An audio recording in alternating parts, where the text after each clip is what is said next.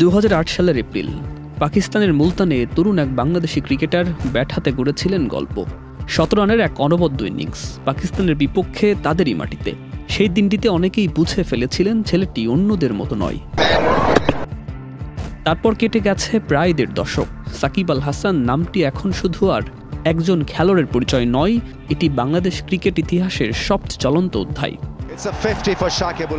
2017 সালে ইংল্যান্ডে চ্যাম্পিয়ন্স ট্রফিতে নিউজিল্যান্ডের বিপক্ষে 114 রানের বিস্ময়কর ইনিংসে মাহমুদুল্লাহর সঙ্গে 224 রানের জুটি গড়ে দলকে এনে দেন এক অবিশ্বাস্য জয়।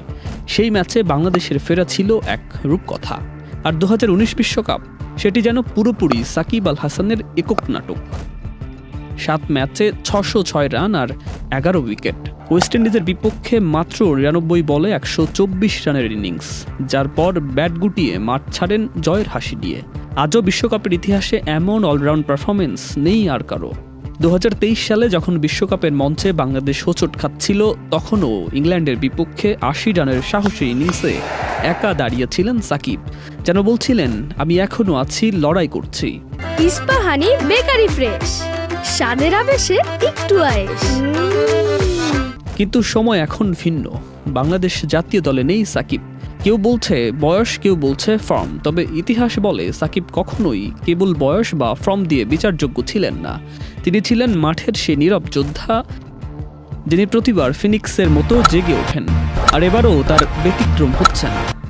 বাংলাদেশ দলে না থাকলেও সাকিব ফিরছেন আন্তর্জাতিক ফ্র্যাঞ্চাইজি ক্রিকেটে। পাকিস্তান সুপার লিগে লাহোর কালান্দাসের হয়ে মাঠে নামতে ইতিমধ্যেই ইসলামাবাদে পৌঁছে গেছেন তিনি।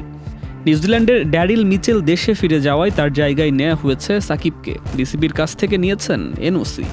সাকিবের সঙ্গে স্কোয়াডে যুক্ত হয়েছেন কুশল পেরেরা ও ভানুকা রাজাপাকসে। লাহোর কালান্দাসের জন্য সামনে এখন এক অলিখিত কোয়ার্টার ফাইনাল।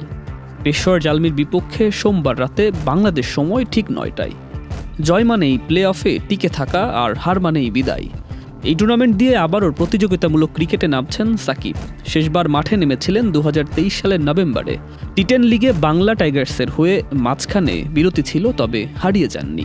পিএসএল মাঝপথে বন্ধ হয়ে গিয়েছিল ভারত পাকিস্তান রাজনৈতিক উত্তেজনায়। আবার শুরু হচ্ছে সেই আসর, আর মাঠে ফিরছেন সেই পুরনো যোদ্ধা। সুকান্ত সরকার, চ্যানেল আই।